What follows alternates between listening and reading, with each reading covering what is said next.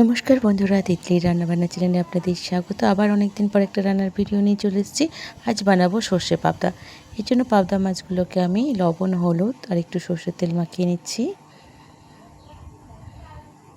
রান্নাটা পুরো দেখার অনুরোধ রইল। দেখুন, নুন হলুদ মাখানো হয়ে গেছে। এরপর আমি একটা মিক্সিং জারে কালো সর্ষে, পোস্ত, আপনারা সাদা সর্ষেও নিতে পারেন, কাঁচা লঙ্কা আর জল দিয়ে দিচ্ছি। আর অল্প নুন দিচ্ছি আমি, যাতে তিতো ভাবটা না হয়। দিয়ে একটা ভালো পেস্ট করে নিচ্ছি। এরপর কড়াই গরম করতে বসিয়ে দিয়েছিলাম।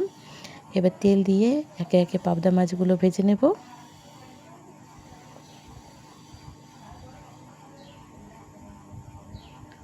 একটা সাইড হয়ে গেছে ভাজা, আমি অপর সাইডটাও ভেজে নিচ্ছি। দেখুন, ভাজা হয়ে গেছে। আমি মাছগুলো এবার তুলে নেব। এরপর কড়াইতে আর একটু তেল দিয়ে দিলাম, দিয়ে কালো জিরে ফোড়ন দিয়ে দিলাম। এরপর আমি একটা টমেটো পেস্ট করে রেখেছিলাম, ওটা দিয়ে দিলাম। একটু কষিয়ে নিয়ে এর মধ্যে সর্ষে বাটাটাও দিয়ে দিলাম। দিয়ে একটু নাড়াচাড়া করে এর মধ্যে আমি একে একে লবণ, হলুদ, কাশ্মীরি রেড চিলি পাউডার দিয়ে একটু কষিয়ে নেব। এর মধ্যে একটু স্বাদ মতো চিনিও দিলাম। এরপর মশলাটা কষা হয়ে গেলে আমি এর মধ্যে জল দিয়ে দেব।